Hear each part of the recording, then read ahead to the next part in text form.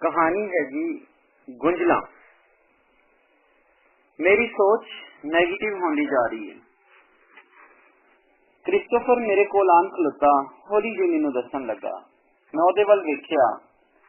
अखां अंदर नूं वड़न नाल काली हल्के बन रहे सन।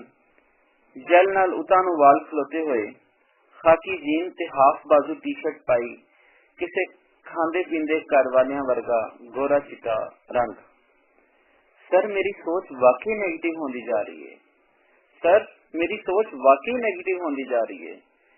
क्रिस्टोफर अपनी गल नूं तरले वांग दोहरा रहा है। इस बार मैं ओदे वल घट ही ध्यान दिता।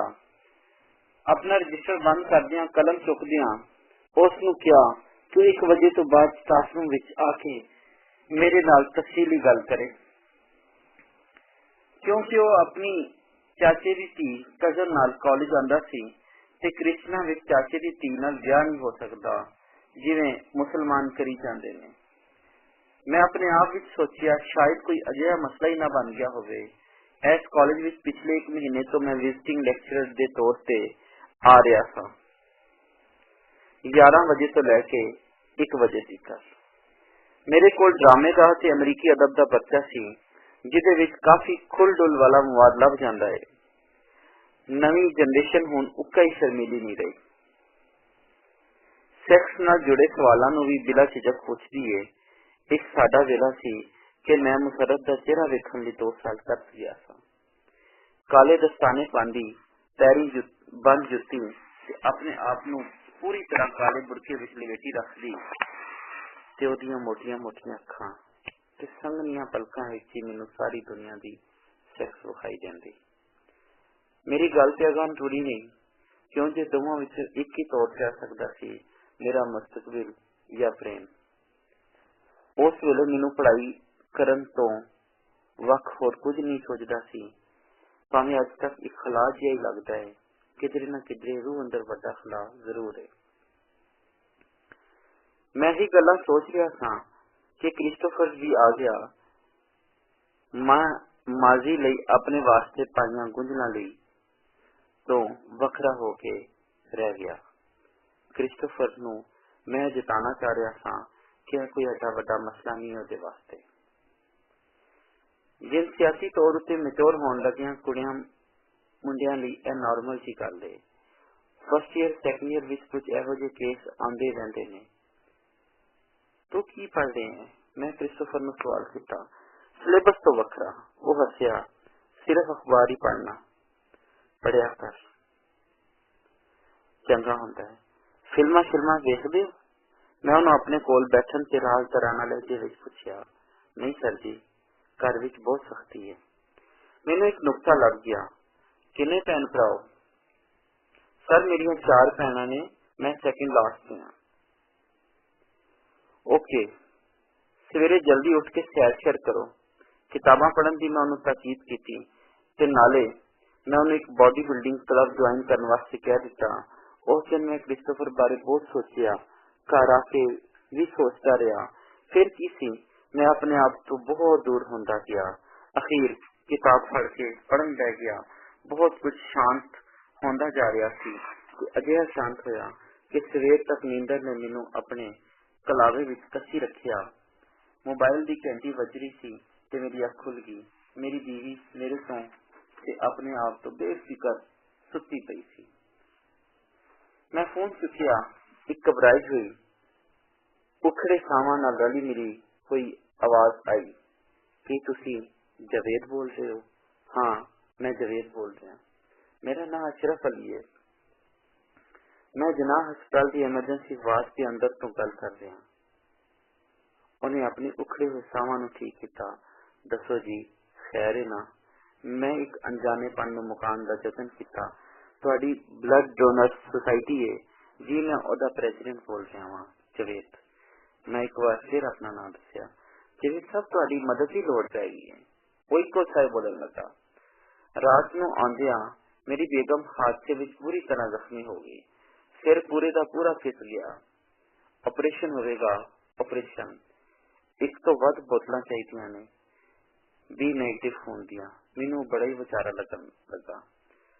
तुसी अपना मोबाइल नंबर या घर का नंबर दिओ। सवेरे 8 वजे तो बाद मैं कोशिश करांगा। मैं घड़ी वल वेखिया, हाले बहुत सवेर सी। रब ने चाहा तो कोई मायूसी नहीं होएगी। मैं जी उन्हों वरचा रहा था। बेशक बेशक मैनू खालक उत्ते भरोसा है। उन्हें आखिया मैं तुहानू आप फोन करांगा। उंज भी हुण 10-12 बजे चाहिए, 2 बजे ऑपरेशन होगा। शाम वेले रोजी रोटी चलावन लई अकैडमी खोली हुई है। एक त्यारे दोस्त नू ब्लड दान किया तो ख्याल आया क्यों ना लोकां लई कुछ किया जाए। इस लई ब्लड डोनर सोसाइटी बना ली। सारे मित्रां नू इकट्ठा किया, उन्हां दा ब्लड ग्रुप चेक करवाया, यरकान वालियां नू वखरा किया, फिर नवे ब्लड डोनर तैयार करने लई किया। सब तो पहला ही दिहाड़ी तो आई जनानी ने साडे तो ब्लड हासिल किया। सामनी गली तो अगे चिल्ड्रन हस्पताल है ते उस जनानी का पहला ही पुत्र सी। उन्हें किन्नी खुशी विच सानू आके दुआवां दित्तियां ते फिर 1 महीने मगरों आई। असीं उहनूं भुल भी गए सां। ਉਹ ਤਾਂ ਦੇਗ ਪਕਾ ਕੇ ਲਿਆਈ, ਜ਼ਰਦੇ ਦੀ ਦੇਗ, ਤੇ ਉਹਦਾ ਢੱਕਣ ਉਸੇ ਮੁੰਡੇ ਨੇ ਚੁੱਕਿਆ ਜਿਹਨੇ A ਪੋਜ਼ਿਟਿਵ ਖੂਨ ਦਿੱਤਾ ਸੀ। ਮੈਂ ਹੁਣ ਕ੍ਰਿਸਟੋਫਰ ਬਾਰੇ ਸੋਚਣ ਲੱਗਾ। ਕਿਧਰੇ ਉਹਨੂੰ ਉਹਦੇ ਚਾਚੇ ਦੀ ਧੀ ਵੀ ਤਾਂ ਉਸੇ ਕਾਲਜ ਵਿੱਚ ਪੜ੍ਹਦੀ ਹੈ, ਪਰ ਉਹਦਾ ਸੈਕਸ਼ਨ ਵੱਖਰਾ ਹੈ। ਕਿਧਰੇ ਉਹ ਬੇਬਸ ਹੀ ਨਾ ਹੋ ਗਿਆ ਹੋਵੇ। ਨਹੀਂ ਨਹੀਂ, ਇਹ ਨਹੀਂ ਹੋ ਸਕਦਾ। ਮੁਸਲਮਾਨਾਂ ਵਿੱਚ ਤਾਂ ਚਾਚੇ ਦੀ ਧੀ ਨਾਲ ਵਿਆਹ ਹੋ ਸਕਦਾ ਹੈ, ਪਰ ਕ੍ਰਿਸਚਨਾਂ ਵਿੱਚ ਨਹੀਂ। किधरे होर कोई टेंशन ना होवे।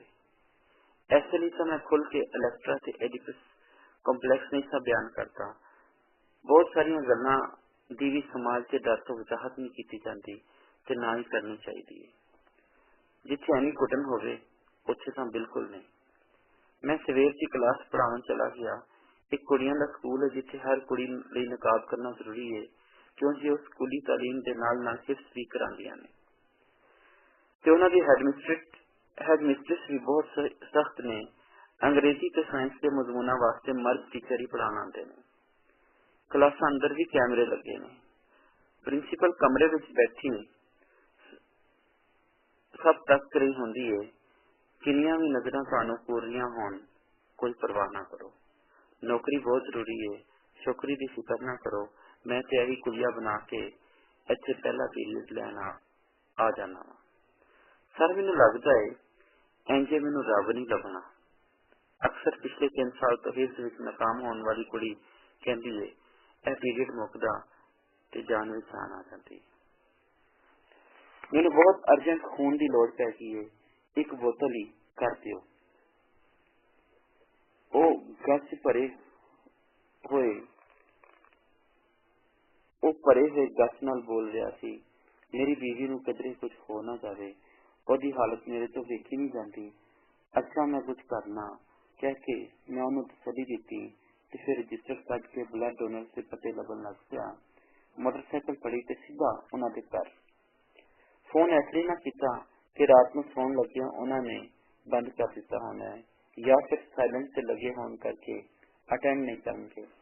नाले जो मिल गए तो उन्होंने मोटरसाइकिल उत्ते ही बिठा के ले आवांगा। एक तो बाद दूजे का बूहा खड़काया। 3 ही मतलूबा ब्लड ग्रुप रखते सन, उन्हां विचों 2 ते पिछले महीने ब्लड दान कर चुके सन। तीजा शहरों बाहर सी, ओहदा मोबाइल भी बंद ते होर कोई राबता भी नहीं। उत्थे आन जान विच कोई 1.5 दिहाड़ लग जाना सी। मैं निराश पट रहा सां। एवें मेरे जेहन अंदर क्रिस्टोफर वाल आया।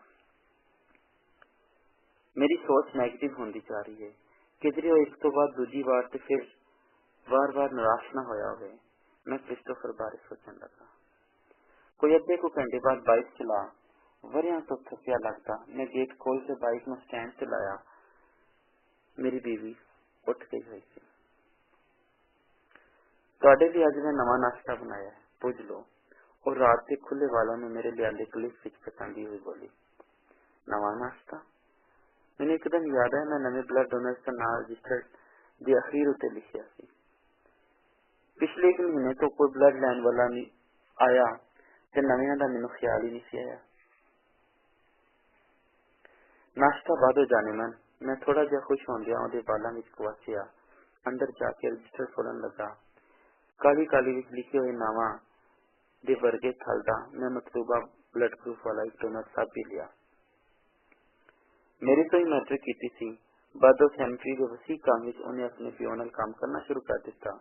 मेरी जिन्नी एक महीने की तनख्वाह बनती है ਉਹਦੀ एक हफ्ते विच उन्नी कमाई हो जाती है। अजकल तो उन्हें 1 to 5 नवा कढ़वाया है। मैनू मिठाई भी खुआई सासू। लो जी काम बन गया। मैं मक्खन वाले स्लाइस खावन लगा। इनू असी अपने घर विच नवा नाश्ता का नाम दिता है क्यों जी 15 मिनटा में तैयार हो जाता है, नहीं तो असी पराठिया नू पुराना नाश्ता आखते रहना है। चाह का मग मुकाया। मैं कॉलेज फोन करके दसिया कि अज मैं एक पीरियड लेट आवांगा। किसी बीमारी का बहाना सिर दर्द तो वध कुछ होर नहीं हो सकता। मैं ब्लड डोनर नू फोन किया। 11 बजे उन्होंने फोन के अतीए वास्ते तैयार किया। चंद मिनटा बाद मैनू जिला हस्पताल तो फोन आ गया। मेरे वास्ते फोन का बंदोबस्त हो गया है। 11 बजे चाहिए। वो बोलन लगा, एक और मेहरबानी करो। मैं इत्थे कला वां, पिंडों हाले कोई नहीं आया, तुसी इधर ही आ जाओ। आ जाने कोई होर सेवा नहीं जी, मेहरबानी। पर सानू पछाणागा किवें? जिना हस्पताल के मेन गेट उत्ते सुख चैन दा रुख है ना। हाँ जी जनाब। ਉਹਦੇ सज्जे पासे खलोता होवांगा। किहड़े रंग के कपड़े पाए जी? मैं वोस्की का सूट पाया, सिर तो गंजा ते दाढ़ी है।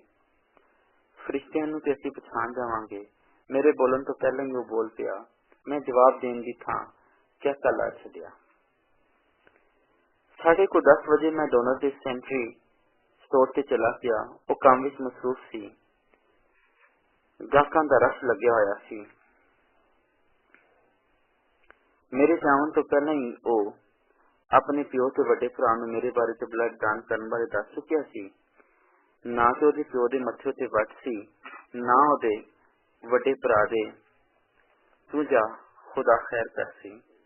ਉਹਨਾਂ ਨੇ ਕਿਹਾ ਤੇ ਉਹ फरमाबरदारी विच दसन लगा। मैं 1.5-2 घंटे मगरों मुड़ आवांगा। दराज विचों मोटरसाइकिल दी चाबियां कट के कहन लगा, ऐ ते जनाब हस्पताल है। फिर असी उत्थे अपड़े जिथे साडा इंतजार हो रहा सी। वो दूरों ही पछाणिया गया।